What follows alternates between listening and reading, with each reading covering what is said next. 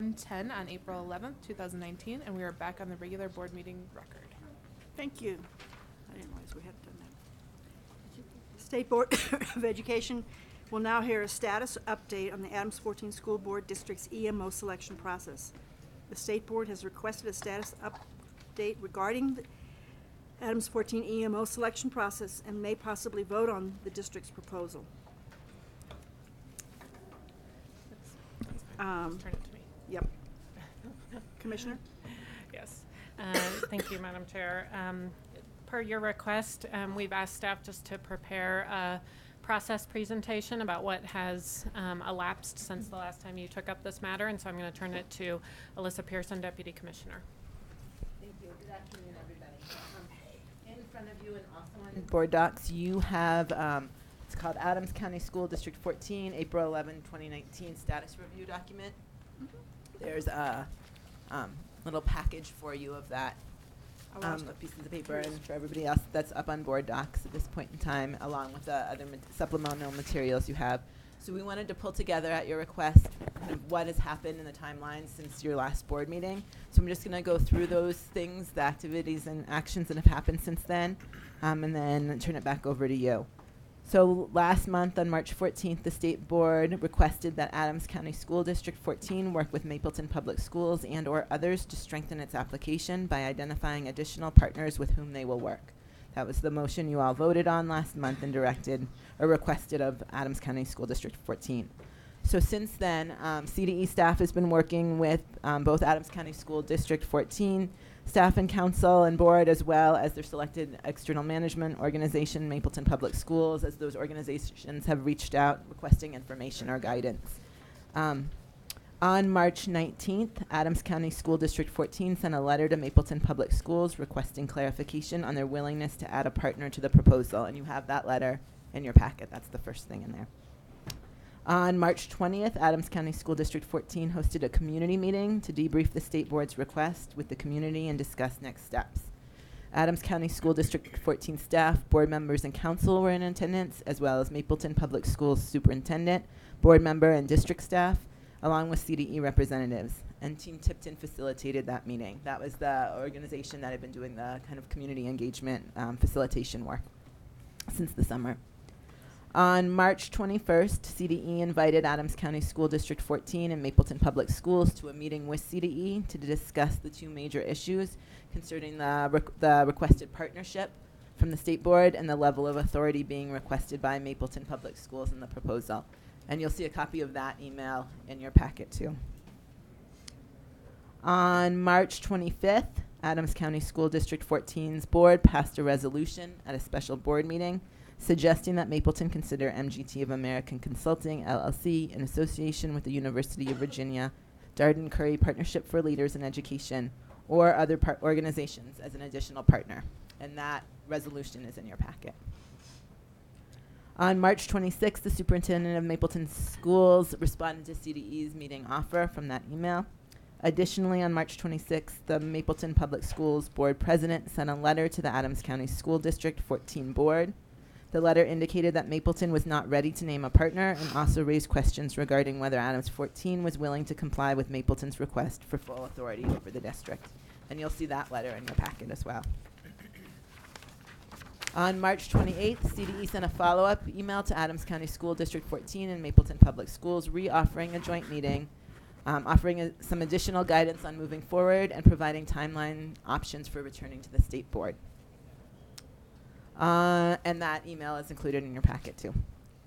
On April 3rd, Adams County School District 14 Board of Education met during a special meeting. Afterwards, the board's council reached out to CDE to ask to meet with CDE and Mapleton Public Schools. On April 8th, Adams County School District 14 Board President, staff and council, and Mapleton Public Schools Board President and Vice President, Superintendent and Council, along with CDE staff and council, met in person to discuss the two major issues, which are strengthening Mapleton's application by identifying additional partners and the level of authority being requested by Mapleton Public Schools in the proposal. On April 9th, Adams County School District 14 Board of Education held a regular meeting. During the meeting, no board discussion or action was taken on the selection of the EMO. Yesterday, April 10th, Adams County School District 14 Board President Quintana sent a letter to the State Board of Education and the Commissioner of Education, sharing that the remaining issues of authority and partnership selection are barriers to moving forward with the selection of Mapleton Public Schools. The letter proposed that the local board will determine if another selection can be made from the remaining applicants, which is expected to occur by April 23rd, with an anticipated return to the State Board at the May 8th or 9th meeting. And you have a copy of that letter in your packet, too. So that's a summary of what's happened in the past month. Thank you. Board members? Questions of staff? Discussion? Go. Sure. I don't hear any questions. I move to reject Adams County School District 14's selection of Mapleton Public Schools as their lead partner under the November 2018 order in this matter, based on the fact that Adams 14 School Board wrote in their April 10th letter to the State Board, Adams 14 and Mapleton are unlikely to complete a viable management partnership that would meet the State Board's approval, end of quote. This decision will trigger the 14-day timeline to propose another management partner that was identified in its selection process as described in the State Board's November 27th order. Thank you. It's a proper motion. Do I have a second? I second that. Board Member Flores, any comments? Board Member Durham? Thank you, Madam Chair. I think this process has been unfortunately flawed, and I certainly accept my share of the responsibility for the fact that it's not worked as it should have worked. I think in part I would say that I was surprised to the point of being unable to have an appropriate reaction to the fact that Mapleton was even under consideration as an external manager for this district. And without getting into the merits of Mapleton and its performance per se, the fact is that I don't believe any district could possibly meet the criteria. Any Colorado school district could possibly meet the criteria that were in the board's orders. The board's, one of the things they had to demonstrate was success at doing this, at managing a district someplace. And obviously, there isn't a single Colorado school district that can claim that success. They've managed only their own, where they've always had complete authority. There's absolutely no comparison. And we should have stopped the process at that time, but I don't think we didn't react properly, and I certainly didn't react properly to express an opinion that this was never a viable option, at least in my judgment. So we allowed this to drag on, and I think in many ways jeopardize or minimize the possibility of success, because now I think the time frames are much tighter, and it gets to be much more difficult going forward. So I think that was a mistake that we made, at least that I made as a board member. Secondly, as I've looked at the apparent, what would be the second choice of the district based on the original board vote, I don't find that, without prejudging it, I would say that I would be hard to convince that is an acceptable alternative either. That managing a whole district is something that has not been accomplished by that particular proposed external manager, and that I think the district really needs meaningful change, and we don't. It appears that these proposals were ranked almost in the order of which they would have the least possible impact on the status quo. And that's not what this district needs. This district needs a significant impact on the status quo. And until and unless I think the district and the district's board recognize that that a simple repeat of past actions is inadequate, we're going to be, as a board, considering things that at least I don't think will get there. So I'm going to make a substitute motion for the purposes of discussion, which maybe I won't make the motion, but I will read the motion I will make if we don't have an appropriate, experienced external management partner named by the district, that I will move to convert all Adams County School District 14 schools to chartered schools as permitted under the Accountability Act. I think that everyone needs to take this process seriously going forward, and from my personal perspective, the definition of the word serious is meaningful change. And absent meaningful change that the adults ought to voluntarily enter into based on the fact that they have not been able to achieve success, then we'll find, or at least I will actively work for meaningful change. And the meaningful change, if the district can't come up with something better, is to convert the schools to charter schools so that the children have the best opportunity to work and be educated in a successful environment. So I hope that the district and everyone else involved in this will take the next couple of weeks to seriously reflect on the idea of change. Change number one, meaning you have to relinquish significant control of the district as is envisioned in the order. And two, you have to select someone to be the external manager that can actually affect change and get things done.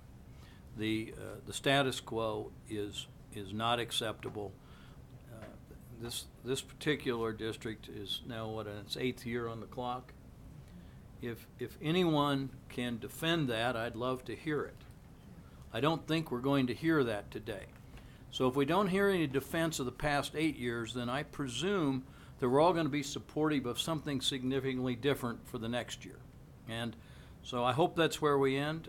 I hope that there is a presentation that provides us with that in the very near future. But if not, the board has other options. I'd like Thank you. Board Member Flores. I'd like to call the question. Do you mind if other people maybe make comments before? We've only had one person speak. Does anybody else any other board members have comments? So I do. By calling the question means we go to the vote. Well, And I'm going to ask you to. Madam Chair, to call the question, she'd have to have a majority vote to effectuate that. So if she But wished to, I'm not saying if she that- wished to have to vote on calling the question, you may request a vote. Do we have a vote to, do I have a vote to vote, or do I have a That's- vote to have That's where we're going to end up. further conversation and comments? She needs a second. There's no second. There's no second. Board Member Goff, Did you want it- are you- we have a motion on the floor. If you have any comments to make. I'm just offering that prerogative to you if you want to take it, and I will speak. Go ahead. Thank you. Good afternoon, everybody. Much of what my colleague, Director Durham, said, I also believe in very strongly. I'm worried about it. I'm concerned. I'm also enthused, congratulatory of the public, especially the parent groups and the educators in the schools in Adams 14. I am hoping, as I think many of you are too, that continues, that there's an irresistible drive now to keep up the communication and to keep the regularity of people coming together and getting things out and expressed and ideas generated and new things started. I have an overriding question. It's been voiced in different ways before, that regardless of who might be chosen as this external manager, whether the control issue will ever find a peaceful resting place. I'm worried about that. I also get concerned when I think about the other end of the control. If people are really willing and aware of and have had time to reflect on what it means to have control. So if, for example, there had been an entity that would have been charged or tasked with just addressing the academic part of this, somewhat aside from the managerial end of it, if that group had been invited, if they had come forth with an RFP, if there had been some creative conversation about who in the teaching community might have been able and willing and had the capacity to take that on. I will always wonder about that for a while. And perhaps someday that will be something we can all watch and observe and learn from. But I am very disappointed that the conversations came to a screeching halt. I don't know that that was particularly healthy. I think we can recover from it, but the confusion around who was able to have a conversation got to be a little bit frustrating for me. I'm totally respectful of the right, responsibility of communities to make these decisions, and particularly vest much of that authority and control in the Board of Education that they elect. We do ourselves have some of that responsibility as well. So thank you for all the hard work. I'm sorry to say we can't move on this right now. I trust that, like all good learners, as a few days and weeks and the months go by, we will find out that it was going to be what it was going to be, and that whatever gets decided is the way it should be. So I wish all well, and I particularly hope we all keep the spirit of these young people in mind. This has really got to be the center of what we talk about. Thank you, Board Member Goff. Board Member Sheffield, do you have any comments? No. Okay. Board Member McClellan. I just want to echo Board Member Goff's concern regarding the issue of relinquishing a measure of control. I would renew my worry that regardless of which external management partner may be chosen as part of a plan, I am worried about that, and worried too that the conversation came to a stopping point with one party apparently not willing to go forward with discussion or further discussion with the other party. It's a concern, and it's a concern that is probably going to carry over to any subsequent choice should there be one. Thank you. Don't call the question again. I'm not going to call the question. Thank you. Go ahead. But I called the question because it is frustrating. Do you have a question? Do you have a comment or a question? I have a comment. Please, and go if ahead. you would just let me think, I would really appreciate that instead of just. Happy to. No, it is habit. It's a bad habit of yours. Happy to. Go for it. One of the things I think that we need to do in this state is I think we need to have some training for board members. I really do believe that we need that very badly in Colorado. And I know we have local control, but I think we need to think of children. And I called for the question because I think the sooner people get to making decisions for kids, the better. And so this is dragged on, I think, too long. And I really do believe that other states with some local control do take some training. And I believe that Colorado would do a lot better in managing schools and I want to use the word in policy making if indeed there was a way for this body or the body across the street to make monies available, make policy, to have boards take some interest and some training in how they go about their business of making policy. Thank you. Thank you. Board Member Rankin, do you have any comments? No. So I will agree with my colleague, Mr. Durham, about a couple of things, one of which is that a school district is not an external management operator, whether it is a district of distinction or not.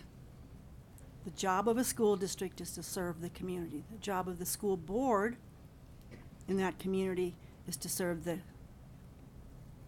teachers and children. And the job of the superintendent is to manage that district. And we sort of got off track on that, and I am wondering if we need to write any future orders to specify that we do not mean another district, whether it has been successful in its own performance or not. Because that's really just not the purpose of a school district. And so we sort of went, I feel somewhat responsible that we went in that direction, and I didn't jump and scream right back then, because I guess I never believed it would come to that. I also have serious concerns about MGT. It does not have a track record of more than, 6 months to a year of managing another school district. And so I just don't think it will meet our order. I don't agree with Mr. Durham that we need to start talking about charters.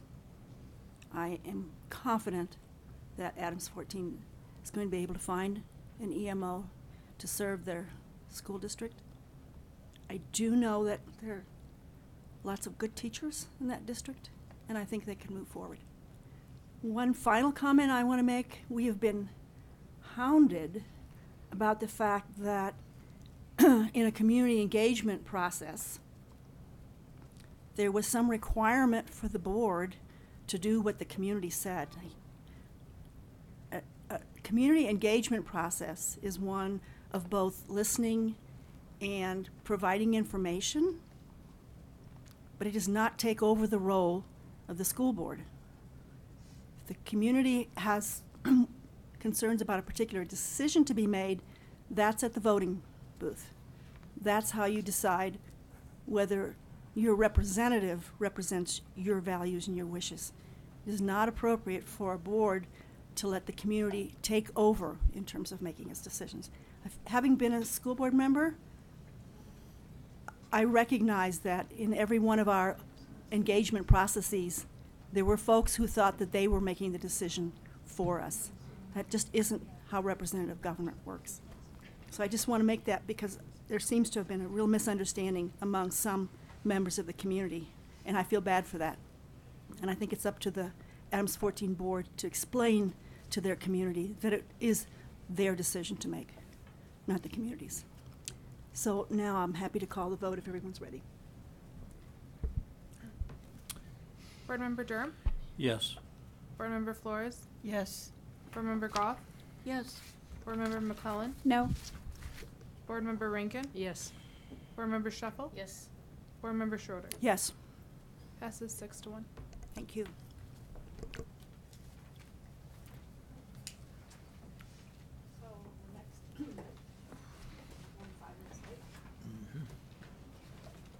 We'll make it.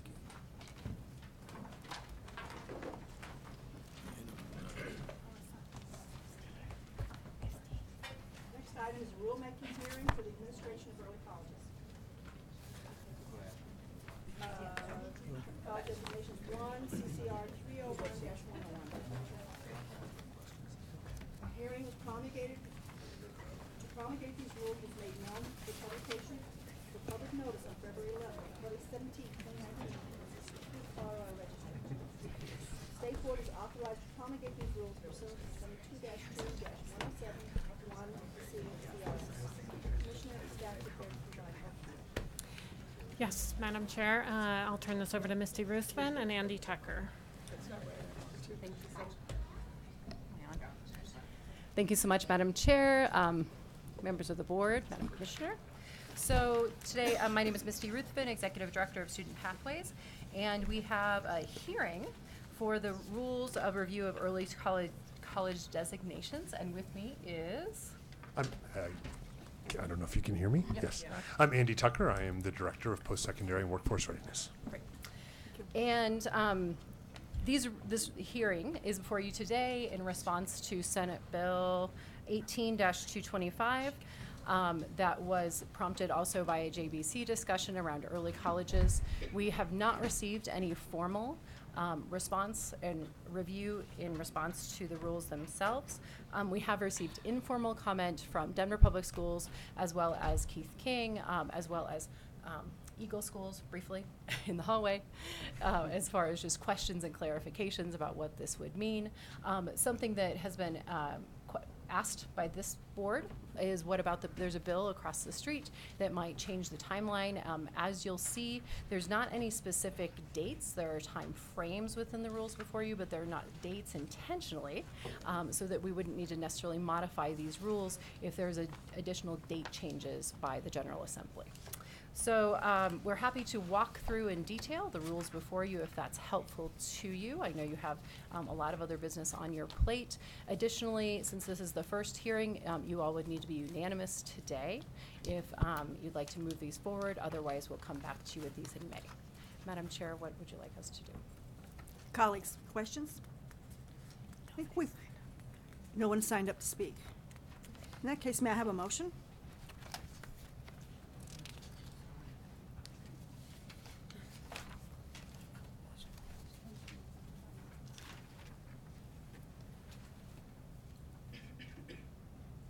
Got it? Thank you. I move to approve the rules for the administration of early college designations, 1 CCR 301-105. It's a proper motion. Mr. Durham seconded. Any further discussion? Questions? Any objections? Passes unanimously, so we're good. Thank you. Thank you.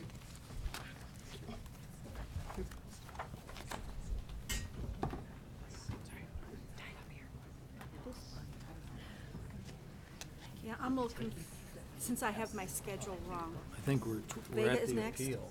Is there anything we could, but I do want to start that on time. Right. Is there anything we could?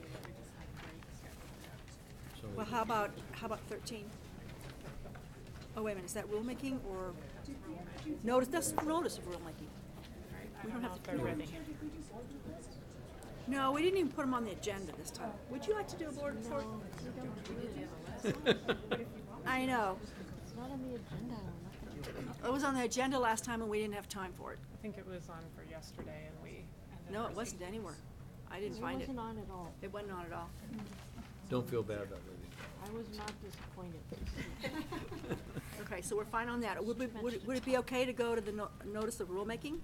Oh, we're waiting to see if we have staff. I need to see if staff can come down. Katie Lonaha. Alan was here, but he's not here, Alan.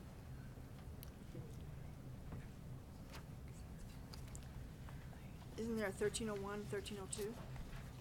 It's a kind of a set of rulemaking. Okay. Is it likely to take long, though? I mean, It depends. I think we're putting the bigger discussion off until May, so this is just the notice. oh, just notice, This is sure, just notice. sure. Good. Yeah, Right. we'll just approve If it. I can get, what? Yeah. You want me to tell you what all we're doing next month? No. We may not come back. Yes, you will be back. So future business, which is the last item on our agenda, is another one of these full meetings. Rules for the administration of the waiver of statute and rule. Rules for the administration of the READ Act. Special Ed Fiscal Advisory Board Committee designation. Also high-cost funds. Early literacy grant mini grants. Facility School Board. Gifted Education State Advisory Committee report, a research request, State Board of Education Code of Ethics Updated Procedures information, I don't know where I got that from, but, guarantee approval request for comprehensive health and wellness grants, school health professional grant, student re-engagement grant, Hope Online MOU appeal versus Aurora Public Schools, and potentially the governor will attend. And then in June, we will meet out of town, in Salida. And that one looks nice and short, but I know somebody's gonna mess that up. We haven't done our presentations either, or what we did. We just talked about that. But we didn't have it on the agenda this month. Katie, thank you. Yeah, can you start without the team? I know they're getting the whole team together, but thank you.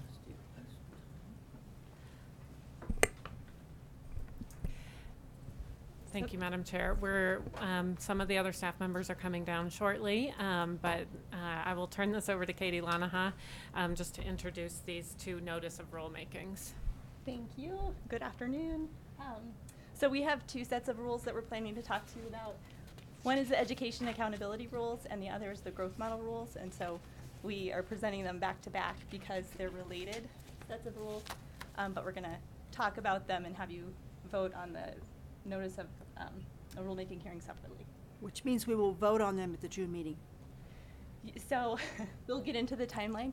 Okay, We've built please, in go some ahead. extra time in case you guys would like to have more than one hearing on Okay. these. So first, there's just going to go over the materials that you have in your packets. You've got a red line of the old set of rules, and that might be a little confusing, but part of what we're hoping to do here is streamline the existing rules and condense them. And because we were moving things around so much, we thought it would be cleaner to just repeal the old set of rules and introduce new rule language. So that's why you've got a 40 or a 62-page document that's all redlined. Then we've also got a separate document that's the proposed rules, and those are that's about a 40-page document. So that's what we're going to be talking about. And you'll notice there are comments in the sidebar of those rules, and that's because rather than doing a side-by-side that would be really long, we just added comments that explain where we have the statutory authority and where the rules go beyond or add clarification to what's in statute. Then you've got a table of contents document, and that document is just a summary of what's in each of the sections of the rules. And then there's a 2-page document that's a summary of the changes, and that explains what's different in the new rules compared to the existing rules. So that's those are lots of documents for you.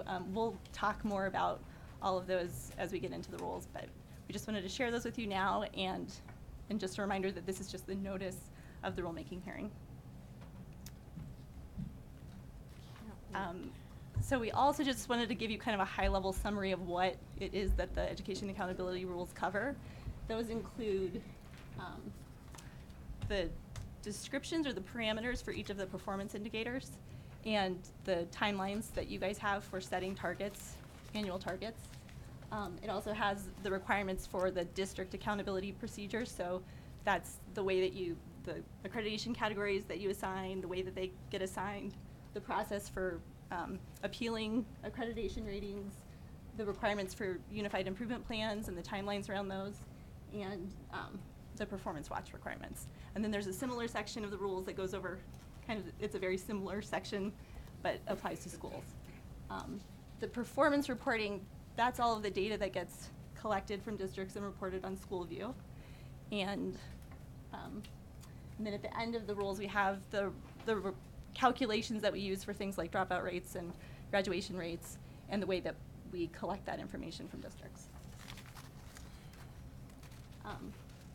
So the reason that we're bringing these rules to you right now, it's mostly driven by recent legislation.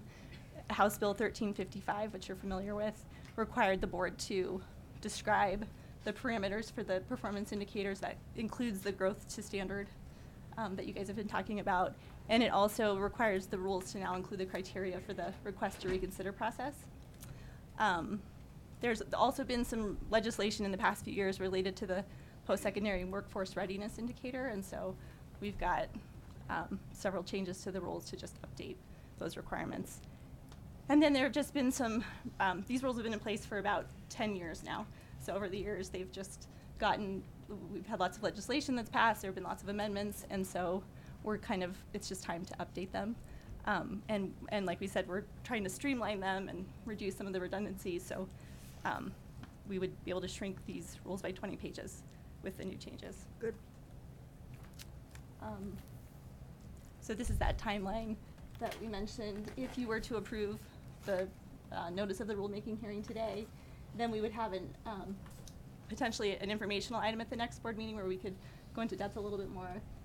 You could hold your first hearing on these at the June board meeting. If you wanted to hold a second hearing, you could do that at the August board meeting, and then you could vote at that time, or you could decide to extend the timeline. That would be up to you. So that's kind of the overview.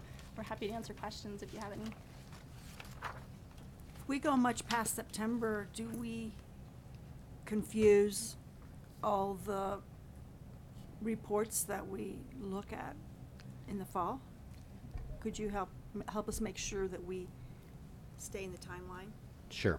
So what would happen if nothing's decided? We would just continue on the path that we have now until we get the rules set, and then we would then change frameworks. So we're already Okay. set for 2019. We wouldn't, if we don't get Okay. it done, we'll go with 2020 where we are now until this Okay. gets in place. Okay. I'm just wondering whether we have a hard deadline or not. Sounds like we don't. Right. No, we don't. Which Actually, and that's might be bad, but. right. Which is actually, that's one of the things that we had talked about with you guys, was that we do have time to take our time to get these rules set in the manner that you want them. So this is our opportunity to do that. We take the time that we need to do that. Okay. Great. Do you have any questions on this notice? Board Member Rankin? I have a question about kind of a high-level overview. Does this rulemaking add or put more of a burden on the superintendents in the different districts, or are we maybe adding and updating some things but leaving some others off so that it's not a burden? So that's always going to come back to, from a superintendent's perspective, of what it is that gets changed. Does it put, I can't really say with certainty whether it would put a burden on a superintendent. I mean, because really all we're doing is we're just changing how the frameworks are currently functioning. I mean, the assessments are the same, we're just. That's my question. Right. Is the information that has to be served up at the district level, The is there same. more of it? that No, the- not based on what we're currently working on right now. No, there That's- wouldn't be more. It's how it's balanced out, right? Because I know I'll be hearing about it if Yep. there is. Is there a time that, or do they have a time period to look at this and report if they have some suggestions? Because if CD3 is out there and wants to give me their suggestions, I'd be more than happy to take them. Yes, so as we're going through the process, I mean, obviously, as you guys go through the rulemaking process, we'll be out there communicating with superintendents and school districts and various stakeholder groups to ensure that, and they've also had an opportunity to give feedback up to this point already. So we've had quite a lot of feedback. We're at that point where we're ready to open this up and let you guys do the work that you need to do. And report back to us if there are some Absolutely. situations that we need to be made aware of. Thank Yep. you. Yeah, I'll actually be out with the superintendent's group tomorrow, and we'll be able to do that. So, yeah, anything we hear, we'll certainly be bringing back to you. Thank you. Yeah, you have to, I think we have to make them. Yeah. We do. Sure we do. Go ahead, please. Thank you, Madam Chair. I move to approve item 13.01, notice of rulemaking, rules for the administration of statewide accountability measures for the Colorado Public School System, Charter School Institute, public school districts, and public schools, 1 CCR 301-1. Thank you. It's a proper motion. Do I have a second? Second. Thank you. Any further discussion? Does anyone object? Oh, wait a minute. I guess you should call the roll, please. Board Member Durham? Yes. Board Member Flores? Yes. Board Member Goff? Yes. Board Member McClellan? Yes. Board Member Rankin? Yes. Board Member Shuffle? Yes. Board Member Schroeder? Yes. Passes Thank you. unanimously. Next item on our agenda is notice of rulemaking for the rules for the longitudinal analysis of student assessments, 1 CCR 301-72. I ask that staff give a brief presentation before I take a motion. Commissioner? Yes, thank you, Madam Chair. I believe the presentation served for both. But Ms. Lanaha, do you have anything else to add? I don't have much else to add. This is a much smaller set of rules. It's just a few pages. And it describes the parameters for the Colorado growth model, so that feeds into the accountability piece. We would be holding the hearing at the same, it would be at the June meeting also. Since this is a smaller set of rules, we are proposing a second hearing, so you could vote on them earlier if you wanted to. Okay. Any questions? Do I have a motion, please?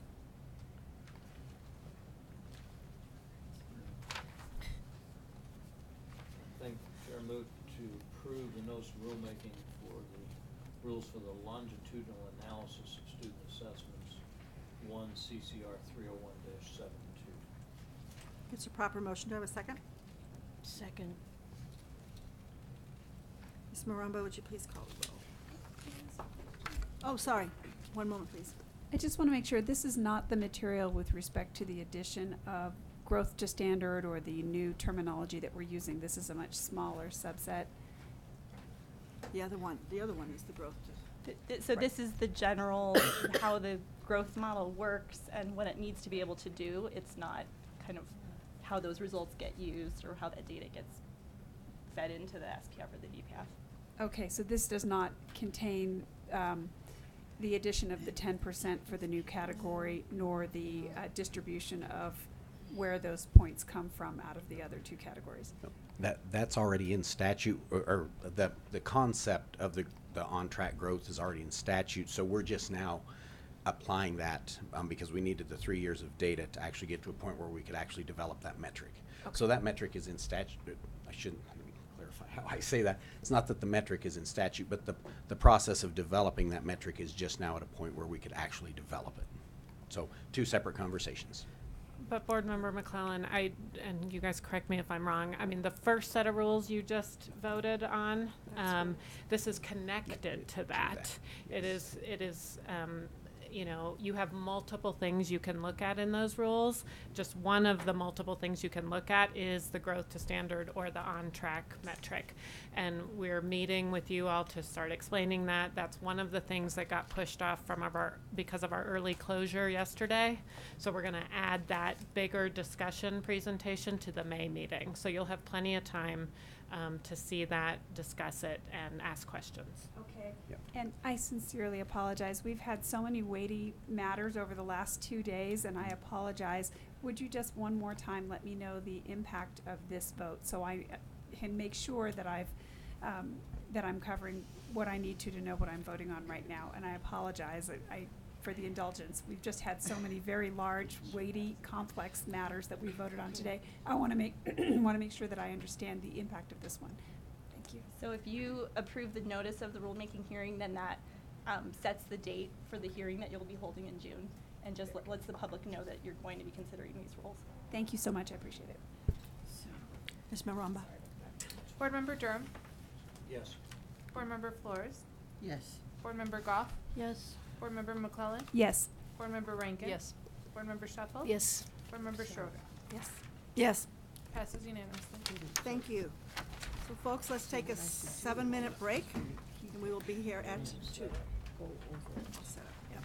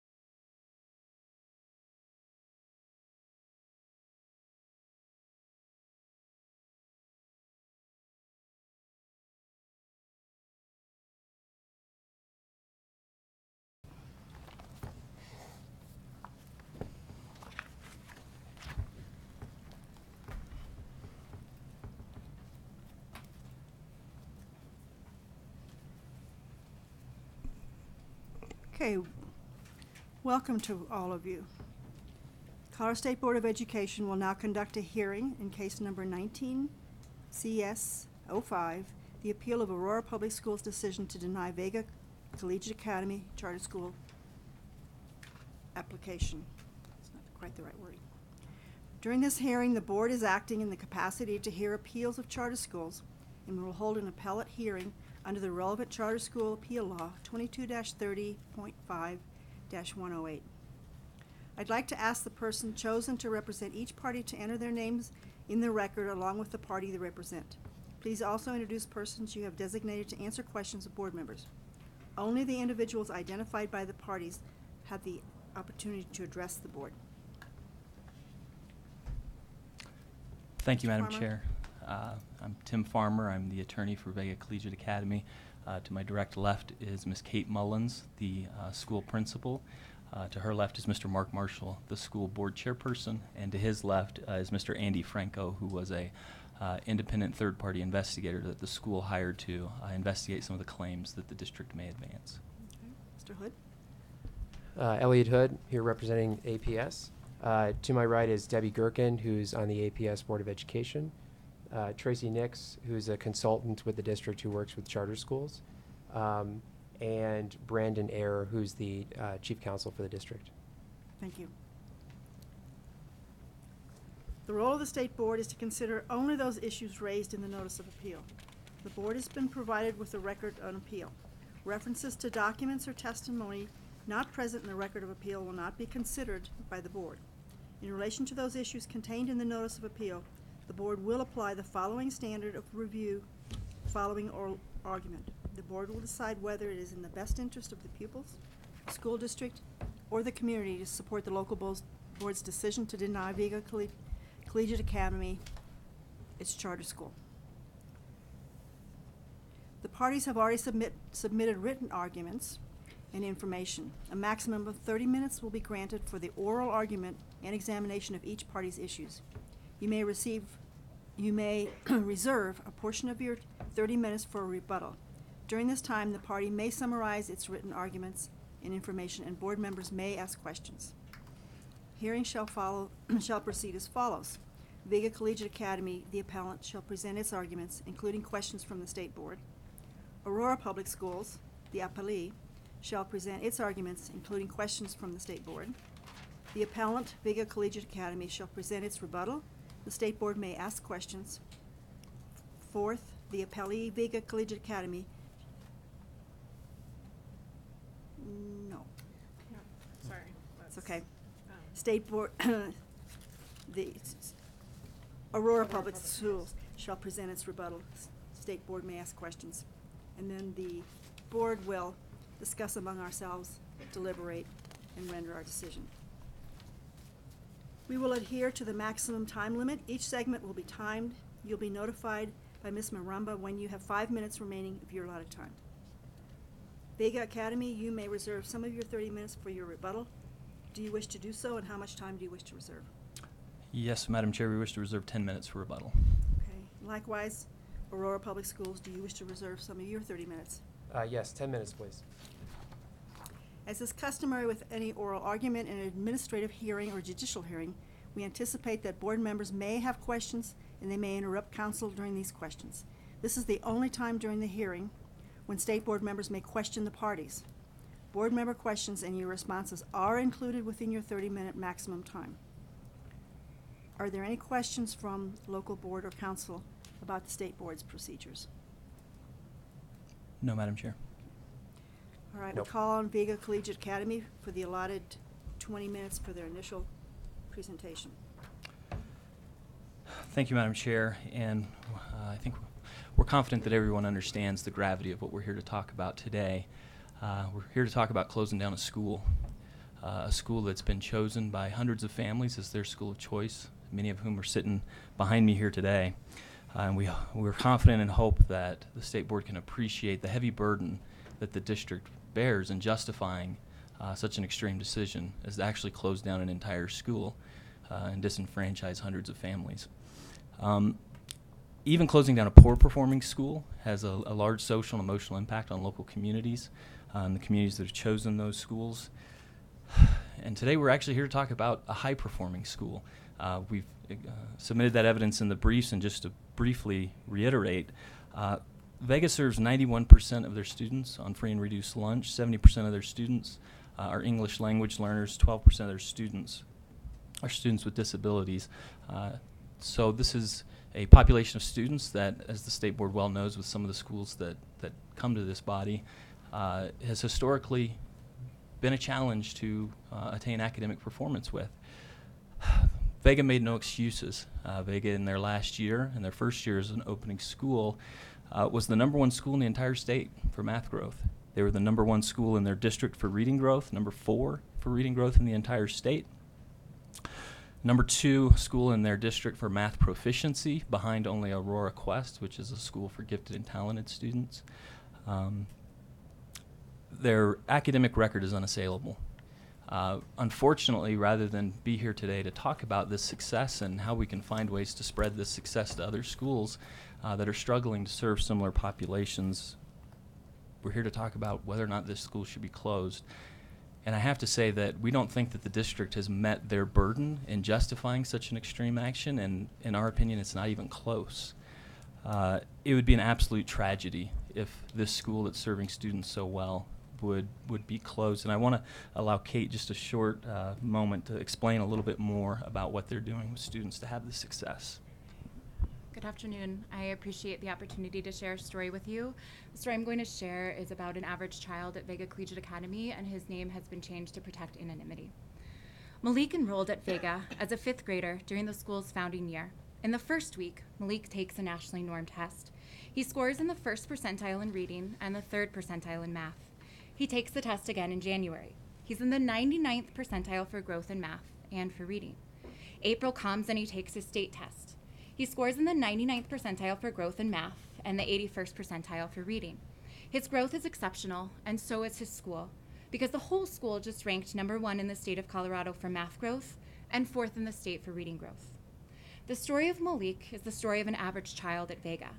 Educating a child is a team effort, but at the end of the day, it's my responsibility as an educator and as a leader to make sure every kid in my care can read. That's my job, and that's the job of my staff, and we do that job very, very well. Our students receiving special education services, on average, have grown 1.5 years in just half a year, but we're accused of not teaching them or providing services. I've come to realize that results do matter. They matter when you do too well. It makes some grown-ups nervous, because if it's not Malik's fault he couldn't read before he came to Vega, then whose is it? Over the last 4 months, I have seen lies about me, my staff, and my school spread throughout newspapers and among people in power in our community. We have approached every mistruth and lie with grace and evidence. Evidence that disproves every claim made against us. Evidence rooted in data and performance. We are a center of excellence, recognized by the CDE just this year. Our students consistently far outperform national growth averages on every assessment administered. Our children are learning, they are joyful, they are safe. They are in a school of excellence, and they deserve to stay there. Thank you. Thank you. And we're going to talk specifically about some of the allegations that have been levied against us in our response to those allegations. But I think globally and sort of overall, it's important for us to communicate that we take it seriously. We've demonstrated both in our actions and in our responses to the district that, you know, some of their concerns we do take seriously. We've responded to each one of their letters to us at the hearing, during which they were considering whether or not to revoke the charter contract. You know, we addressed every single concern, every single claim. We put forward an action plan to address any outstanding claims. Notwithstanding the fact that they didn't accept that action plan or even provide any feedback or say, well, we like this, we don't like that, or put forward their own action plan, we went ahead and have started enacting and taking steps towards completing that action plan, and have expressed at every turn a desire to work with the district. There's no interest, or we have no interest in not working with the district. It's to our own detriment, and we have strived to do that. And I want to allow Mr. Marshall, board chairperson, just a moment to talk a little bit about what we're prepared to do and what we have done to work with the district. Good evening, and thank you for meeting with us this afternoon. As a chair of Vega, we take very seriously all the allegations that have been brought forward against us here.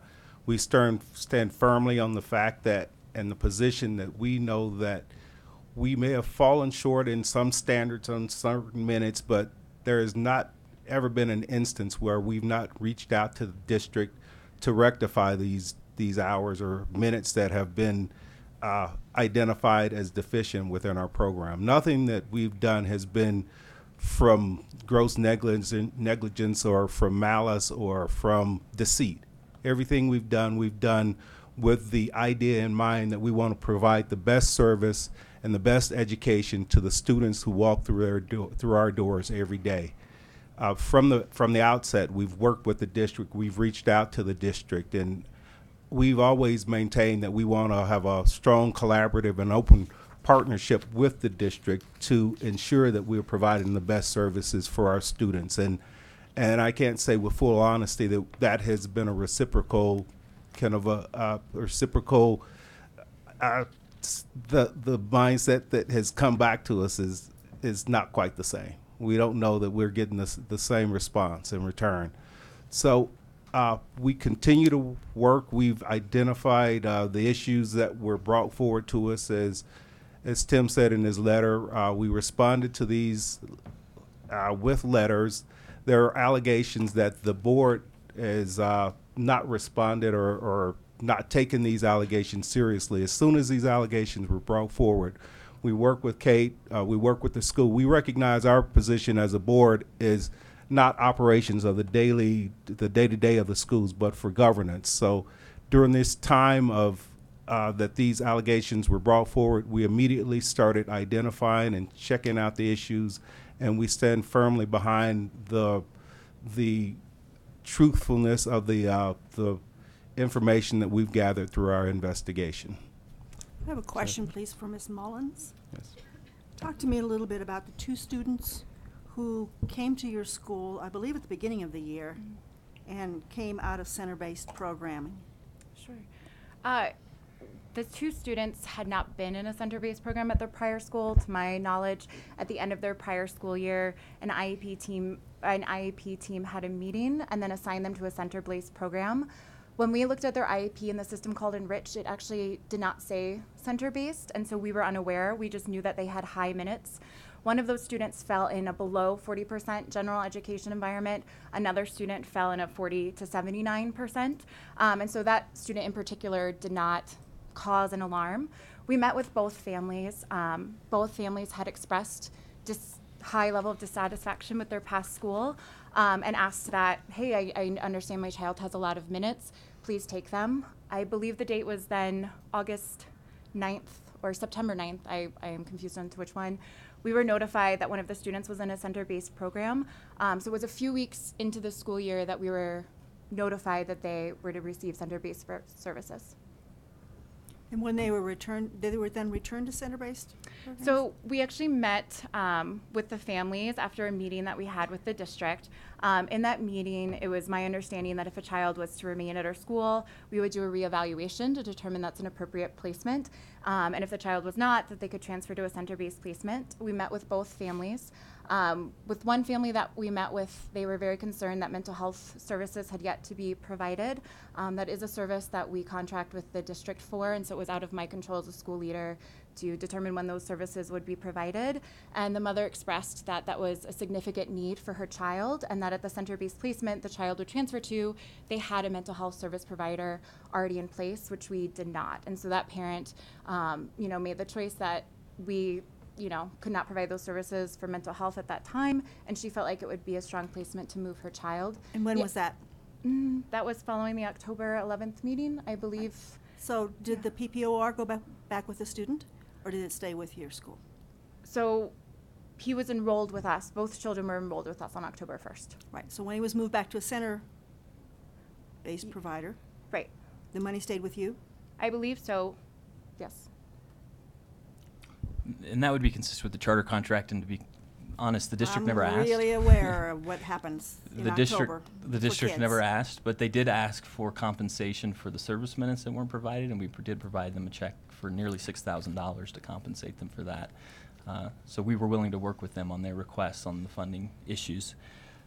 There's two concepts I want to make sure before we get into the 4 allegations. Question, Yeah. so how much is the per pupil that you get from the district? Per student, what's the PPR per student? $8,600. Yes, about.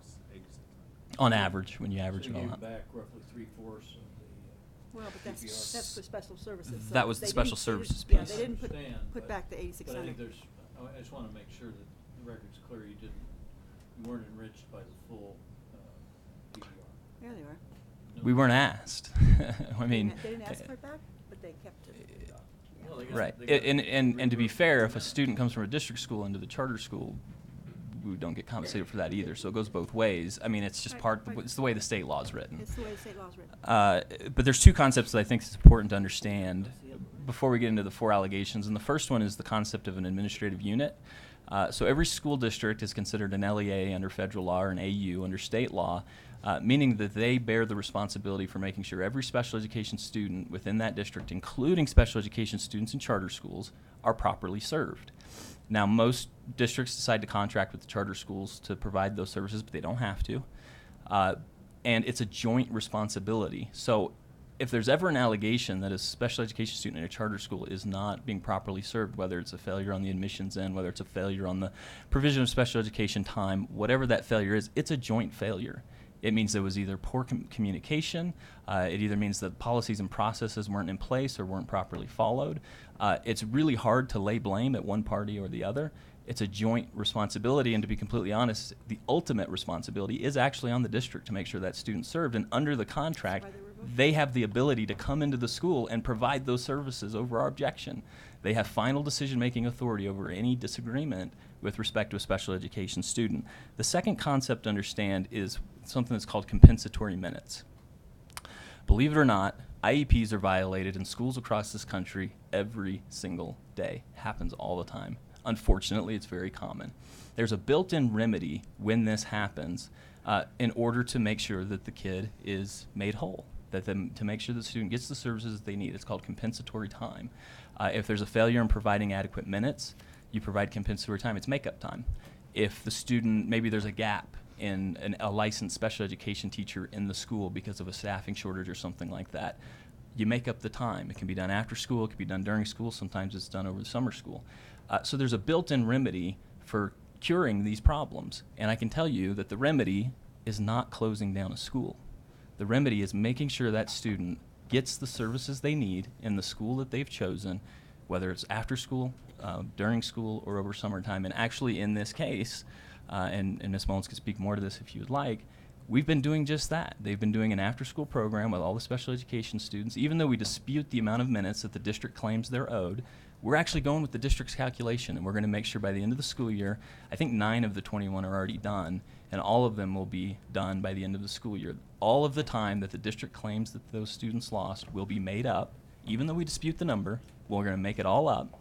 We'd rather give them too much time than not enough by the end of the school year, and so that's already being done.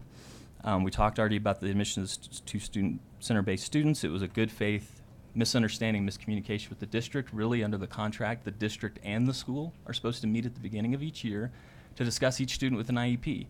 And guess what? It didn't happen. And it was a two-person meeting, a two-party meeting, and neither party was at that meeting. So we think, again, it's a joint responsibility, it's a joint failure. What we're here to say today, and it was part of our action plan that we put forward, is we want to make sure it doesn't happen again. We want to work with the district, improve these policies and practices, and make sure that we're both meeting our joint responsibility. There's a lot to be said about the issue of the gap with the licensed special education teacher. The special education teacher resigned. They hired a new special education teacher. It was about a 6-week period while that teacher was working to get into a licensure program. That new teacher wasn't licensed. Oh, is that my time? Oh, good. That teacher wasn't licensed, and there's a lot of question and confusion about that, but our assistant principal did have licensure and was able to provide those services in that gap. And as I stated before, even if that wasn't the case, which it was the case, even if that wasn't the case, the remedy is compensatory minutes, making sure that those students get the services that they need. There's also been brought up, you probably saw it in the briefing, some issues about dishonesty. There was an affidavit filed by a district staff person. There was a news article that I believe was circulated in one of the briefs. And here's what I can tell you about that. When the district came in contact with those claims, we were very discouraged by the fact that rather than investigate the claims, talk to the person that's being accused of things, talk to corroborating witnesses and try and get to the bottom of it, that they just immediately seized on it, used it to their advantage, and unfortunately sent it to the local paper. To the contrary, we actually hired a third-party independent investigator, Mr. Franco to my left, because we were concerned when we found out about it. And we put school leaders on administrative leave. They were out of the building, brought in an investigator, talked to as many people as he needed to, gave him free rein, didn't direct him in any way in terms of outcome, and he was able to go in and do a little digging and try and get to the bottom of that. And Mr. Frank, if you don't mind taking just a couple minutes to let us know what you found. Yes. Members of the board, thank you for having us here today. My role in this investigation was to really dig into the claims that were made, in particular around the affidavit that was completed at the district level. The board retained my assistance, not based on the revocation process, but really understanding their blind spots in this process and understanding whether or not their administration had made any missteps along the way. My investigation was thorough and concluded with a report back to the board, and I met with the board to go over those details as well. And in my conclusion, I would say that the findings were that the administration did act in a way that would support students and support student learning, that they were intentional about doing that well to the best of their ability, and that they were not willfully deceiving anybody. In particular, to the claim about the special education instructor being asked to lie or to be deceitful, that question did come up with that individual as well as with the administration. And what I found was that there was some communication gap in that discussion, in that the administration asked the special educator not to speak with anybody about special education service delivery, in particular because the district had been noticed of breach of contract. And so that was a topic that was not to be discussed by the teacher in particular. And when I asked specifically if she was asked to lie, the comment was made that she was told that the school was being sued and that she was asked not to speak with anybody about that. That was confirmed through the conversation I also had with the school administration as well. Be happy to answer any further questions about the investigation. Thank you, Mr. Franco. And I had the opportunity as well to speak to the special education teacher. First off, she was mortified that the district tried to use her statements in the way that they ended up using them. She's very supportive of Vega and said that it would be a tragedy if the school was closed. So I think particularly around that affidavit and the way that it was used, it was just very unfortunate. And I'll just close by saying we want you to order us to go and work with the district. We're ready to do it. We think we've demonstrated we can get academic success, and we are prepared to be a good partner moving forward. Thank you, Mr. Fromm. Mr. Hood. Thank you. Let me start with the last thing that I just heard about the affidavit.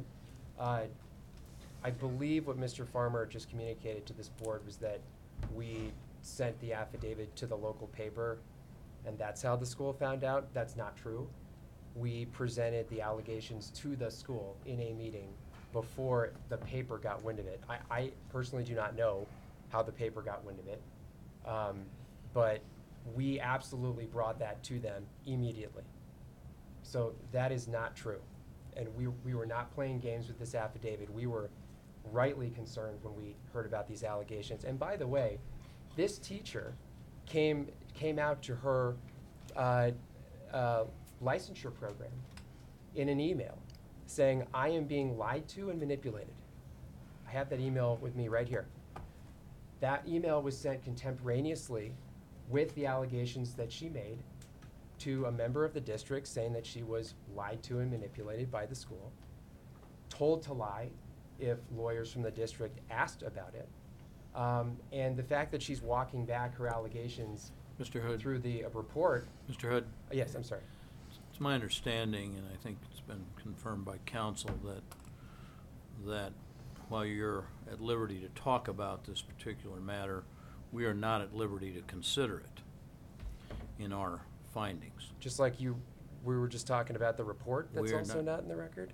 We're not at liberty to consider that which is not in the record. So, you know, if any member here considers it, I will certainly contest their right to vote on this matter and suggest that they recuse themselves. So if you want to keep talking about it, it's entirely up to you. Well, Could well, you please hold on. pull your mic closer to Oh, you? I'm sorry. Thank you. But were you just considering what the investigator was saying about his report that was done in response to the allegations that also isn't in the record? That's correct. We're not supposed to consider any of that. Okay, so you're saying to me that you weren't considering that? Correct. Okay. I'm fine not talking about those things, but I just wanted to make the record clear. Okay. So getting to the real core issues here and the issues that the local board considered, we celebrate the success of our schools in this district, but that success should not be achieved on the backs of students with special needs. And that's what happened here. This school systematically failed to serve its students with special needs, with IEPs, legal rights to those services. We raised the issue with them immediately. We noticed the 2 students issue. We got in touch with them and said, hey, you guys have enrolled 2 students who require services that we feel like you can't meet. Let's talk about it. We met with them in a meeting in October. We said, can you actually fulfill the minutes for these 2 kids? They said, absolutely. And then in the revocation hearing in February, Ms. Racine, the middle school principal at the school, confirmed that that was not true, that they knew at that point that they could not serve those 2 kids. And they made a deal with the family anyway. That is unlawful under the IDEA to make it work. So not only did they tell us that they could serve them, they knew they couldn't. The district was not satisfied with the school's responses in that meeting to whether they could actually serve these 2 students. So they decided to conduct some observations. And the observations were conducted by Tracy Nix, who's here today. Miss Nix showed up at the school, as they point out, unannounced. But she did that for a reason. She wanted some integrity in the observation process. She was there for over 10 hours. She took close note of what the school was doing. She was observing the pull-out classroom where kids are being provided with special education services. And she took copious notes and figured out that indeed the school was not providing minutes for the vast majority of the kids at that school with IEPs. She talked to the special education teacher who was currently at the school, before the breach notice was provided. And Ms. Nix asked him point blank, so the school is telling us that you guys can provide all the minutes for these 2 kids who require center-based needs. And he looked at her and said, you and I both know the answer to that question, which she took to be, no, we can't. That was what prompted the observations. After Ms. Nix did her observations, she compiled her data, she cross-checked it with the IEPs and the schedule that Vega provided us, and she determined that there were probably tens of thousands of minutes short. 11 out of the 15 students with IEPs at the school were not receiving services, some not at all. The kindergarten and 1st grade students at the school weren't getting any services, and kids in 5th grade who required math services were not getting any either. So after that, the district proposed or put together a letter and said, you guys are in breach of the charter agreement, which says that you have to follow the law and you have to provide special education services. And the response, and we also included a calculation of the minutes that we knew that they were missing.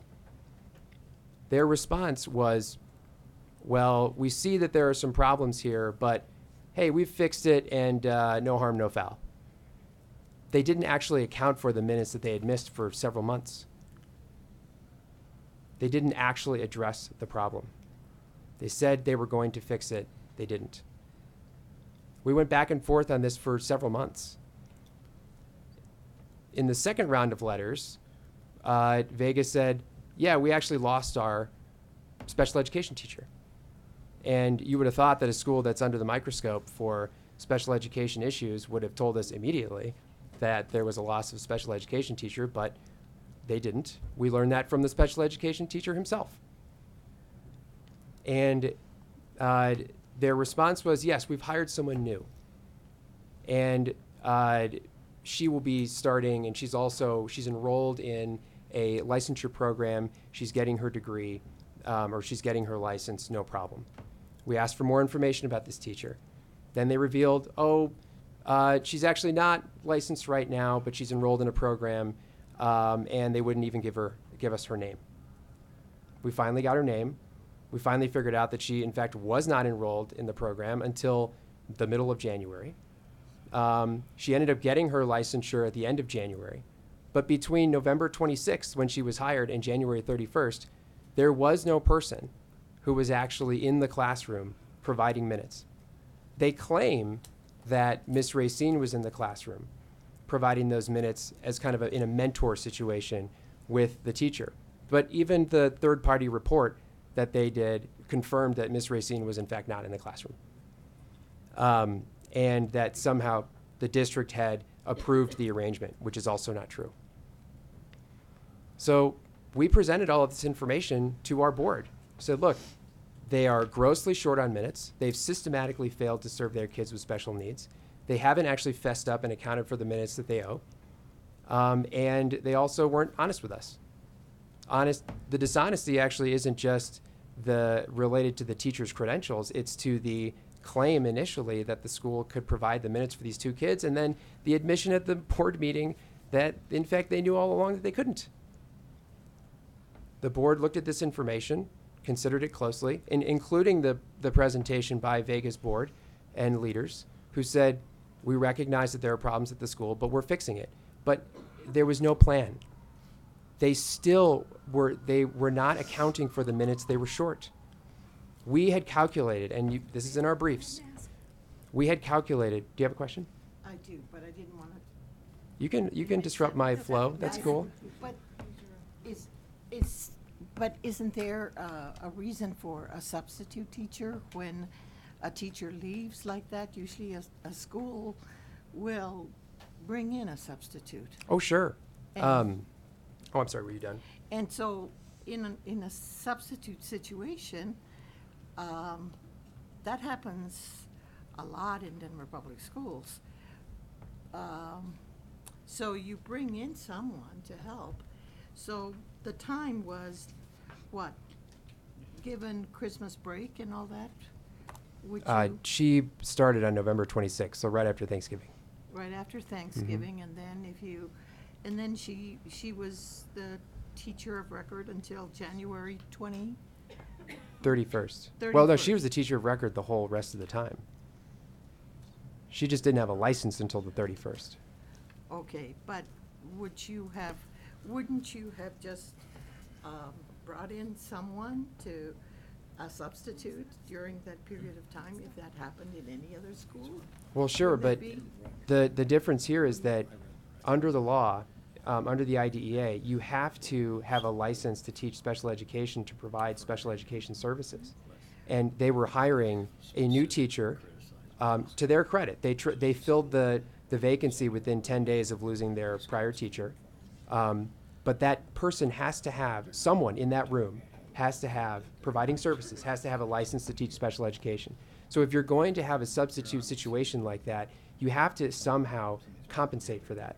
And the proposal was to have the middle school principal in the room providing those minutes in a kind of mentor substitute tandem situation, I think. So it's not totally clear. the middle school principal has a special ed license? She did for at least part of the fall, yes. But in general, she is a licensed special education teacher.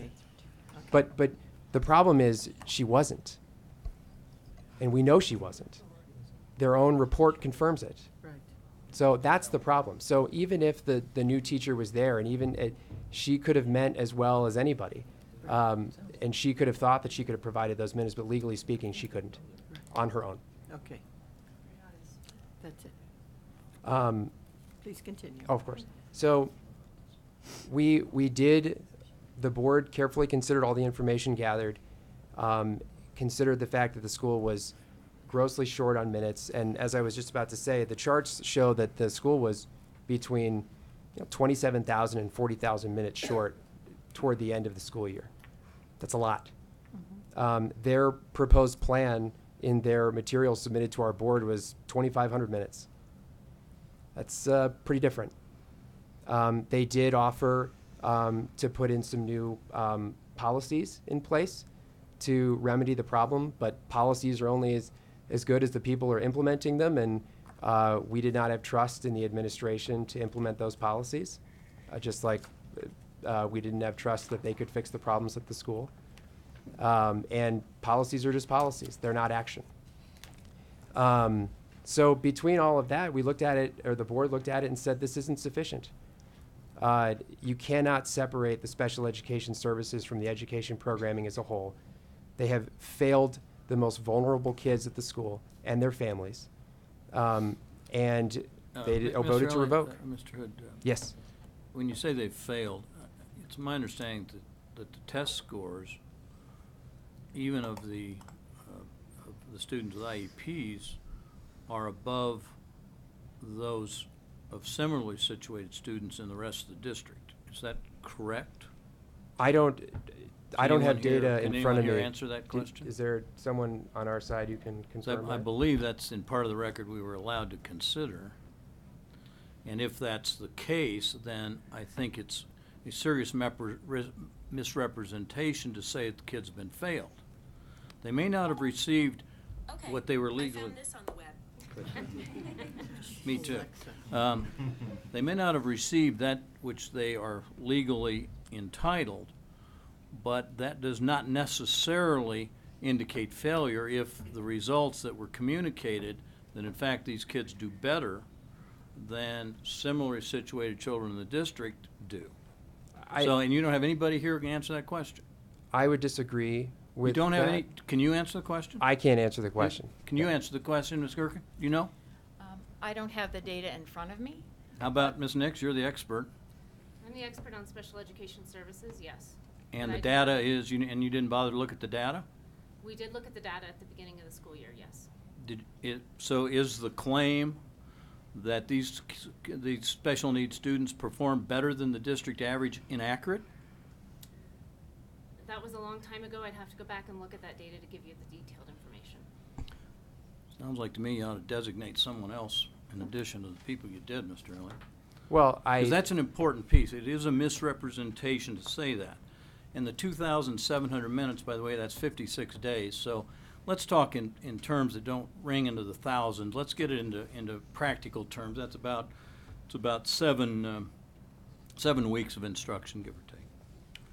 So, and that's of all of the students. So if you put it, then divide that by the 11, or how many special needs students are there? 15. It's about, so it's about 5 days a kid, give or take. So when you put it in the context of 27,000 minutes, you're leaving a substantially different impression than the facts would really, if we properly consider them, would really allow you to have. Well, so Mr. Durham, I respectfully disagree with the discussion about failure. Well, I we think could that- talk about how many inches it is to the moon, but generally we refer to it in miles. Sure, you want to talk about days or hours or weeks, whatever. What I'm saying is, if a child with special needs has an IEP that identifies that child's needs, they're there for a reason. It's not just legally protected I couldn't agree more, rights. and everything I read in the briefs would indicate that the school doesn't disagree with that analysis. Mhm. They don't disagree with it. There may be a dispute over the actual number, but as a general rule, people of reasonable who act in good faith and act reasonably can resolve things like that. That should never be a barrier to getting an issue resolved. The fact that you've got a disagreement on a number, usually there's a number you can figure out that you can agree to. It's not just a disagreement over number. It's they are not willing to fess up to the fact that they actually owe the numbers. They haven't provided a plan to recover it. They keep telling us that they're doing things, but they haven't shown us that they're doing that. They haven't actually told us in detail, here's what we're doing on a daily basis, here are the logs. We have none of that. I'm going on what they have presented to us and what the board considered at our meeting in February. So, well, I can tell you the briefs, that's not what the briefs say, and the briefs are not the facts. I understand that. But I actually took a hard look at the record in this case, and it would appear that there were offers made in writing to provide all of this. But all of what? Maybe I'm forgetting what I read. Right. Well, there have been offers made to do some things, but they are not sufficient. They don't even come close. Have you made to a counteroffer in writing? We said you need to make up these minutes. We so exchanged that's your letters. that's your counteroffer. We exchanged letters for months. We said, here are the specific problems we have. This wasn't a negotiation over a contract. It was, we have identified a breachable offense. You have 15 days to cure it. We gave them several months to cure it, and they failed to. Mr. Cook, could I address that? With your permission. Sure. If you look closely, there was an exchange of letters. There were 2 letters from the districts and 2 responses from Vega. If you look very closely at our second letter, we are very clear about what the cure plan should include. They should include a calendar that covers all students. They never provided that. They did provide an updated calendar that did a better job. They still, to this day, do not have a calendar that covers all students' IEPs. Second component is we specifically asked, thank you, we specifically asked them for a plan to make up the compensatory minutes. To this day, we do not have a plan to make up those compensatory minutes. If you got we those, had those two if you got components, those things tomorrow, would that make you happy? No, because the systemic misrepresentations to the district don't give us faith that they're going to accurately implement those plans. We've had misrepresentations regarding the center-based students, regarding the provision of services after the student teacher or the special education teacher left. We've had misrepresentations about the calendar that they provided, and systemic denials that the documented evidence that we provide them is inaccurate, with no response, no credible response to why those facts are inaccurate. So the bottom line is you're just done here. Is that bottom line? In order to have an effective cure plan, you need to have a plan that actually addresses the If problem. you get a cure plan, are you still done? Well, let me explain. You need 2 elements for a viable cure plan. You need one that actually addresses the problem, and you need to have faith that it will be implemented with fidelity. We do not have that second component. We don't have the first component either, but we do not have that second component. So if this board were to order that and were to find a way to hold the school accountable to performance, would that satisfy your credibility issue?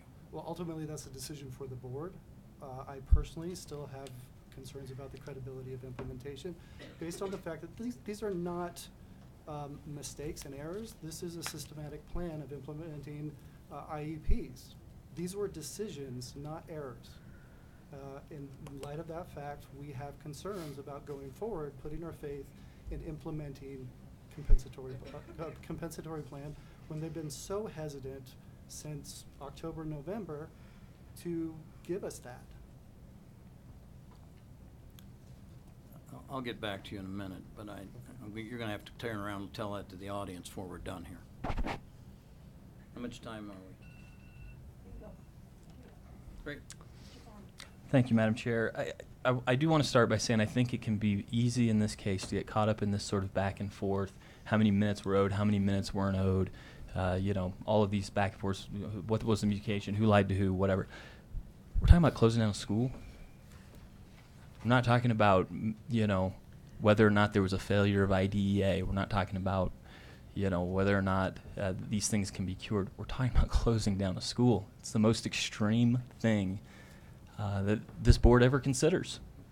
And I just want to make sure we frame it that way, because it's really important.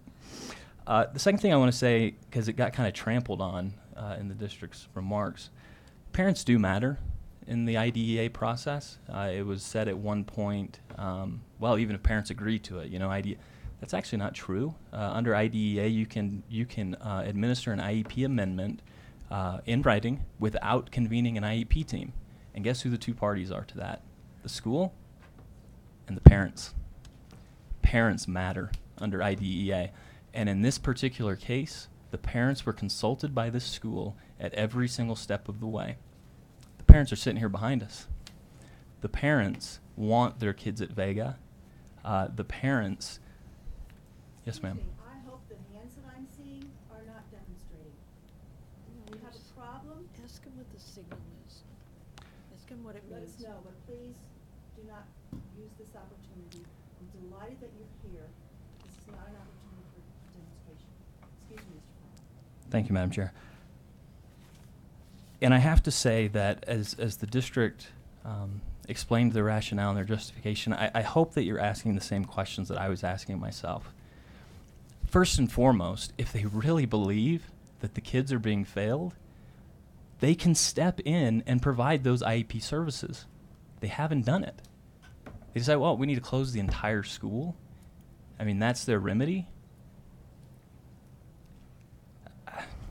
Why didn't they meet with the parents? Was my observation from the information submitted correct that the students on IEP have performed well? We actually do have that information, and the answer is yes. You can probably speak to the specifics of the data. Yeah, for this year in particular, based on a January assessment given, our students receiving special services have on average grown at least 1.5 years in both reading and math. That's based on NWEA MAP, which is a nationally normed assessment, and the STEP assessment for reading. And do you know if that's better than the district as a whole on average? On average, our students were scoring in the 80th plus percentile for growth, so that means that they scored higher than 80% of their peers relative to where they scored at the beginning of the year. So nationally, they're in the top 20%. Thank you. And just continuing with the questions that come to my mind, if they think that Vega cannot provide special education services, why not come in and provide them themselves? Under state law and under the charter contract, they have the ability to do that if we've messed up as much as they've said that we have, because they're the AU. How does the district address this in other schools? We know for certain that there have been failures in IEPs. There have been compensatory minutes needed to be offered in other schools, whether that's after school or over the summertime. In fact, in our school, where the district is required to do mental health services, those students didn't receive those services because of a staffing shortage, and so they're going to do it over the summer. This is the district's way of doing things. Have they ever closed another one of their schools for similar issues? I mean, it just seems like a biased treatment. Mr. Farmer. Yes, ma'am. One of the things that happens, in a system, in a school system especially, is that you have to provide the data that, if you're a student and the principal asks you to provide, this note from the parent or the work that you did that you lost but you found the dog didn't eat it after all, you provide that data.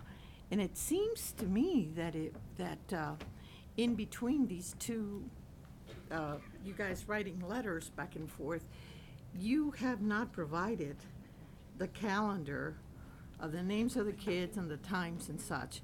Why haven't you done that? We did in our letter on February 15th. It was in the appendixes. It may not have looked like a calendar, but it was a grid with all the students' names. They're actually blacked out to protect anonymity, and you'll see the calculation of minutes, and then at the top it describes how we're going to provide those minutes. So why would you have done that? I mean, we did.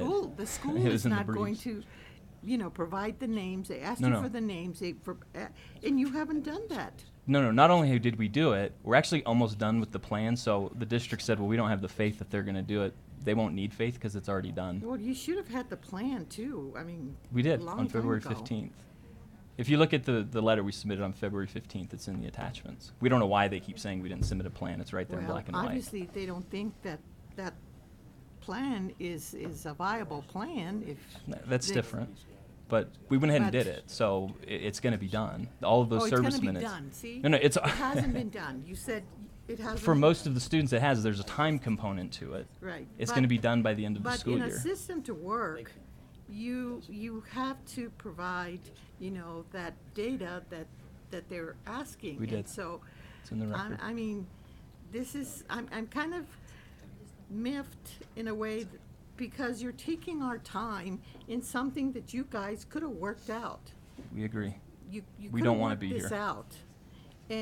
But yet you're taking up, this time coming to the board, and I don't know. We would move heaven and earth to not be here today. And the district has not been willing to work with us, unfortunately. But you have not provided the data for them. If you look at the letter on February 15th, it's right there in black and white. Well, Sorry, Director Rankin, were you about to? Sorry, I thought you were about to ask something. Okay, sorry, I'll keep going then.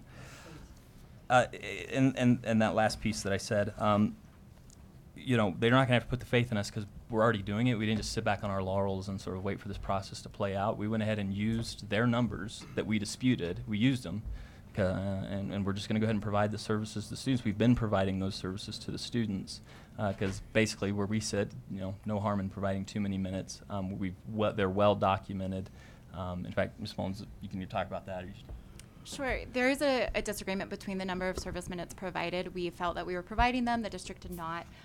During her 3 hours and 2 minutes that Ms. Nix did our observations based on our sign-in and sign-out logs, we went back and just have reserviced those minutes. So our middle academy principal, who is also SPED certified, actually just 100% stepped back from her role, and for the past several weeks has just gone through and re-provided the minutes. Actually hanging on our small group wall, we have logs that detail the date, time, objective, student signature, and staff signature with the total minutes provided, and we are happy to provide those to the district this evening if that's something they would wish to see, where they can note that even though we disagree with the service minutes provided, we went ahead and 9 out of, actually we now have 18 students with special needs, have completely reserviced those minutes at 100%, and we actually have a plan to finish up those minutes without having to provide any compensatory minutes over the course of this summer. So we did take those allegations very seriously, and instead of arguing about it continually, we just went with the minutes that they said we were lacking in an effort to show that we really want to work with them and have reserviced them. You did this recently? Yes, we've done this over the past several weeks. Thank you. Yes. So the last point that I want to make, and that I think is important for us to make, if we haven't made it enough at this point, we're prepared to do whatever it takes to keep this school open. We want to work with the district. We want to be a good partner with the district. We are requesting the state board's assistance in this and ordering us both parties, to come together and figure this thing out. It's not worth closing down an entire school over an issue that's infinitely resolvable. That if the district has these legitimate concerns about special education, they can run the special education program. I mean, that's something with, like I said, under state law that technically they can do. It's not worth closing down an entire school over. And we stand ready and willing and prepared to do whatever we have to do to keep this school going, to continue to be a shining star amongst the schools in this state. And hopefully the next time we come back to the state board, we'll be talking about that and not these issues. So we respectfully request that this be remanded for reconsideration and that you order us, both parties, to come together and figure this thing out. Thank you. Mr. Hood? I'd like to actually allow our board members here to say a few words about her decision. Thank you. Thanks. So, as the board was looking at what we had in front of us, we had no concerns with student achievement. We celebrate that. We absolutely share the excitement over that. But speaking for myself, I could not turn my back on children who have IEPs who should have been provided services. That is something that, as a former teacher and principal myself, I know how important that is. I never, ever, ever wanted to have a kiddo who wasn't getting what they not only deserved, but what they needed by law. When I was a principal, I wanted to make sure that that wasn't happening at my school either. And so I would meet with my special education teachers every couple of weeks to make sure we were providing the minutes. Did we have new kids coming in? Did we need to look at the schedule again? If things were overwhelming, I'd be calling the district. Help us out. We can't figure this out on our own. How are we going to do this? When I looked at this, as a board member now, when I looked at the schedule of events leading up to the recommendation for revocation, I saw several meetings, several letters, and all of which seemed to come down to inaction, nothing happening, to the point where I lost trust and confidence in the word of the leaders of the school to provide that in the future going ahead. So you were asking, how did we come to this decision? It wasn't based on that wonderful achievement data. No one's quibbling over that. It's the fact that those items that needed to be cured could have been cured in a couple of days. And I know that because as a principal, I worked to fix those things that happened when they happened at my school. And I don't understand why they weren't fixed sooner. And I had no confidence that they would be fixed going ahead. Ms. Gerken, may I read, I'm going to read part of a letter which is in the record, from one of the parents. It says, "My name is blank. My son studies in Vega," and the grammar and spelling is not quite what it necessarily should be. I'm going to try and read it as is. Okay. In Vega, the best school that he has had for the intimate 5 years. He's studying in the Aurora Public Schools, especially in Boston, which I presume he means Boston Elementary. He never knew how to read anything. In Vega, he knows how to read and do mathematics. Now, you said you couldn't turn your back on the special ed students. Right now, your back is turned on a room full of students, and I'd encourage you to take around to turn around, stand up, and tell them that they're going to have to go back to Vega. You want to do that now? That they're going to have to go back to Vega? Yeah. That's probably the catchment area they're in, or some other school. And Vega is the charter school that is up I mean for that revocation. they have to go back to Boston. I can tell you that there are Do you want to do that? There are many schools that are available in that area, There are many including charter schools. There are schools. many schools. Do you want us to talk about the overall performance of the district in those schools? Do you really want to have that discussion? Do you want me to read more of these letters? This wasn't about the achievement that was going on at Vega. This is about the law. When you talk about turning your back and what's in the best interest of the kids in your district, might I suggest that if these things could be resolved in a couple of days, that you spend the next couple of days resolving them. You turn around and look and see if you want to send these kids away from this school. Because our decision has to be based on what's the best interest of the children in the district. So far you haven't turned around and taken a good look. I looked at them when I came in. I'm going to do it again. Okay, so you And think I they ought do. to go to some other school, right? They need to go. See, I see you smiling. I just want you to say it. I want them to go to a school where they're getting a great education, and I want to make sure that all the kids in that school are provided the minutes on their IEPs that they are required to receive by law. There's a way to do that without closing the school, and I hope that's where you'll work, what you'll work to achieve. Thank you, sir. Board Member Sheffield, did you? Well, I was just going to ask a follow-up question, Ms. Gerken, just about what do you make of Catherine Mullen's description of what they're doing at this time to remedy the minutes issue and engaging the proper personnel and putting in the minutes and offering to give you the data and such? It's, I want to believe it. I really do. I want to believe it, and I know they want to do what's best for kids too. I don't doubt that. My concern is that confidence that I have, which is severely lacking, because I've seen time and time again where what was said didn't actually come to being. That's my concern. What kind of monitoring would make you comfortable? Sorry? what kind of monitoring might make you comfortable? Assuming we have a commitment that we just heard of recent work. I recognize the lack of trust, but that doesn't mean there isn't a solution. To me, that doesn't mean there isn't a solution. What kind of monitoring, or is there any kind of monitoring that could address? I can't speak for the whole board. I would be, I wouldn't even want to try to speak for the whole board. But I would look to the educational experts that are a part of Aurora Public Schools to help determine what that might look like. Okay, thank you. Board Member McClellan, go ahead. Thank you, Board Member Gerken, for your service to your district. I always want to recognize board members' service because I know that it's an unpaid gig, so thank you for your service.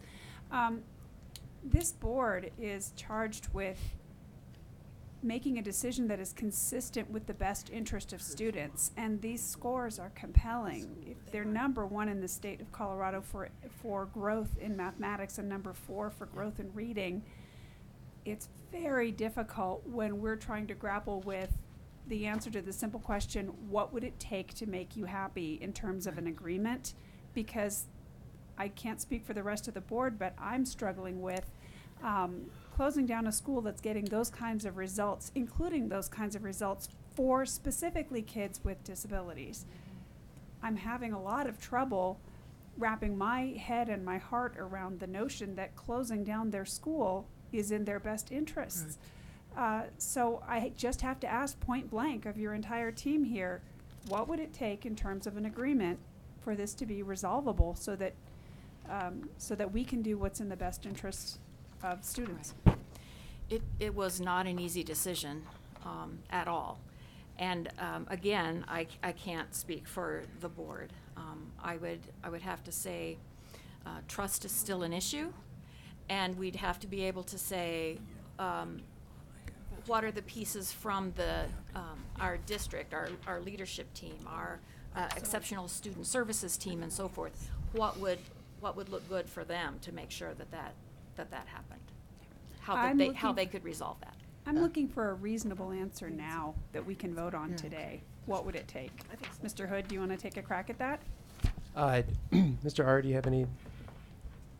I think if you look closely at our follow-up letter to the breach, we detail specifically what we're looking for in a cure plan. But on top of that, based on the multiple misrepresentations that we've received, we would need separate oversight to ensure that that plan is being implemented. May I ask a question?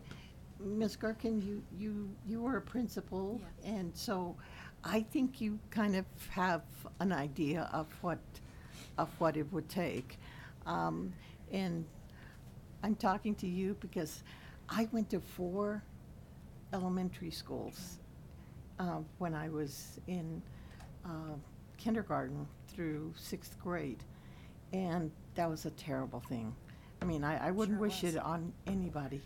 So I just ask you, because I think you are a reasonable person, and I think that you know in your heart what would be a good thing right now, so that, I mean, what if we said if they did it again, then we would close the school?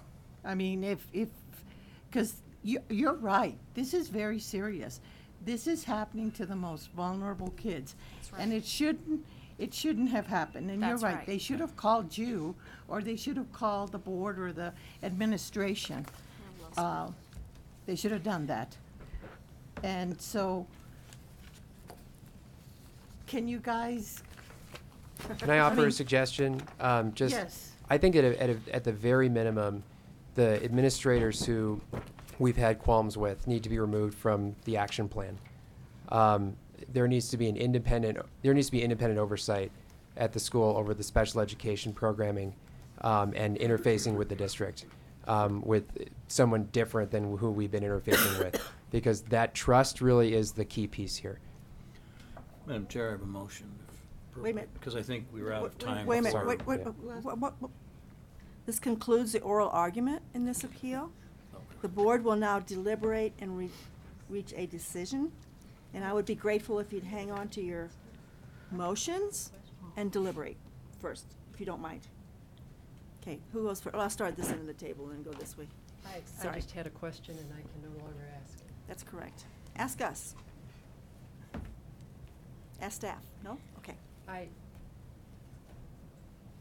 Can I ask our lawyer? Yes.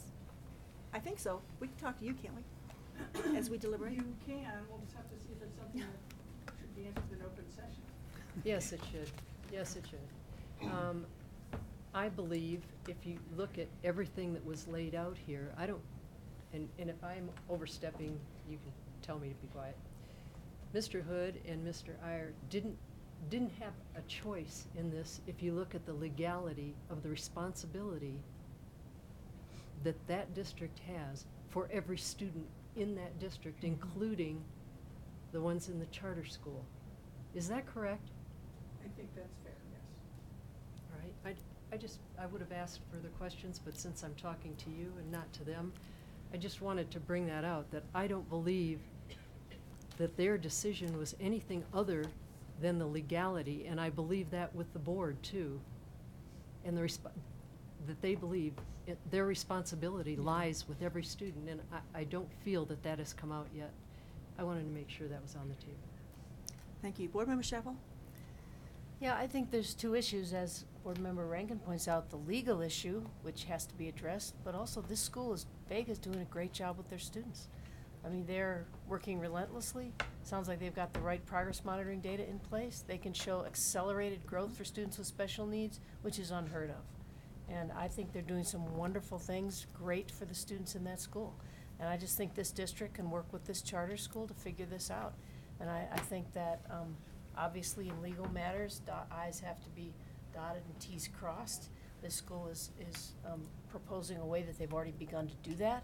That's essential in terms of the district's responsibility in legal, in this legal area of jurisdiction. But the school should be commended on the work they're doing with all these students, and I think we shouldn't lose that in the discussion. Thank you. Board Member McClellan? Thank you, Madam Chair. So often, this board considers what to do about schools who struggle to get results that are half as good as the results that Vega is achieving now.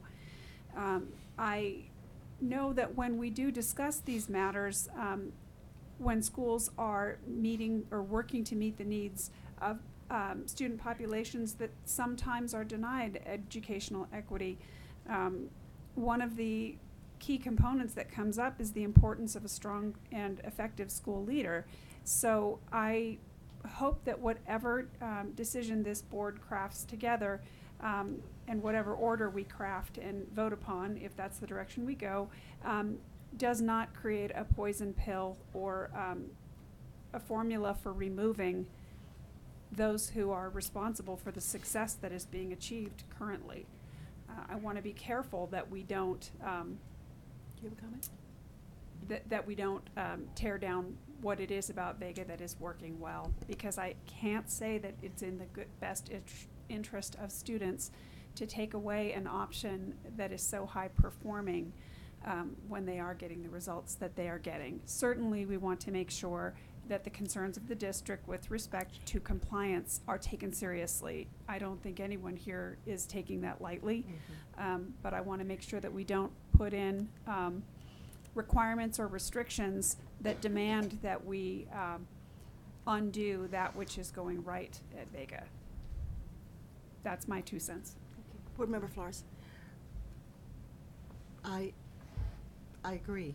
I agree with what has been said, but I also think, and this has been said as well, that the board is that Aurora Public Schools Board had to do what it had to do because of the kids, and they had not heard from the school, and the school has to take this seriously, that matters dealing with special ed kids is a very serious matter for everybody, not only with the feds, with this body, with everybody, the parents, the kids. And so you need to work out, if it can be worked out. I hope that it can, because I do believe that it is hard to be moving around. I speak as a child who did have to move around, and we never moved from our own home. The board just moved us, willy-nilly. And I hope this can be worked out somehow. But I think the school needs to take, the responsibility that this is a very, very serious matter. I hope it can be worked out, but it is a very serious matter. And I can see why the Aurora Public School Board, has done what they did. So I understand now why you came to us. Okay, I said at the very beginning, why are you taking our time? I take that back and say, I know that why you did. Thank you, Board Member Flores. Board Member Jerem. Thank you, Madam Chair. I move to remand this matter back to the Aurora Public Schools on the grounds that the decision of the local board was contrary to the best interests of the pupils, school district, and the community. This is not to say that the district should not take action regarding the special education compliance problems at the school.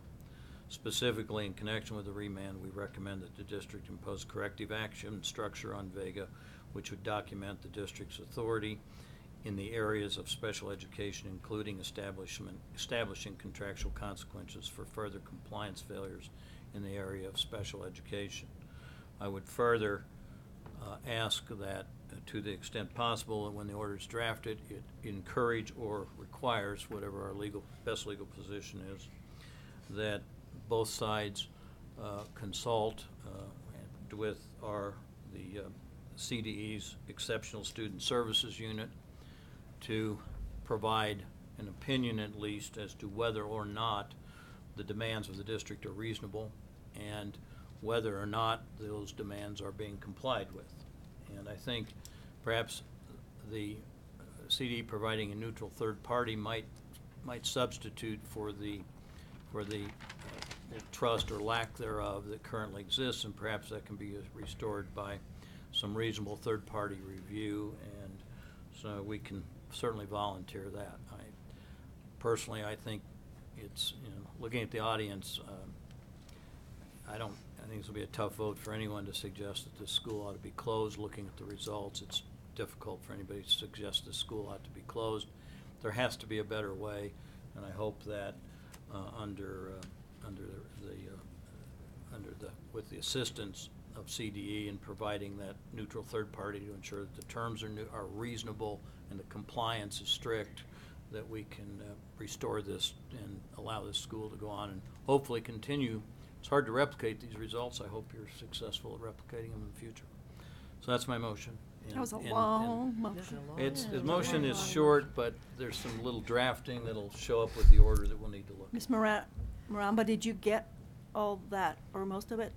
Yes, thank you. Okay. Do I have a second? Second. Thank you. Any further discussion? Would you call the vote, please? Board Member Durham? Yes. Board Member Flores? Yes. Board Member Goff? Yes. Board Member McClellan? Yes. Board Member Rankin? Yes. Board Member Shuffle? Yes. Board Member Schroeder? Yes. Passes unanimously. Thank you. Allow me, ladies and gentlemen, I'd like to speak to the audience that's under 18. Thank you for your terrific behavior. You are now free to wiggle your hands all you want. Normally, I don't tolerate that. It's been delightful to have you here. Yes. You're very well behaved. You're very, very great audience. Thank you. Thank you. And I think the meeting is adjourned.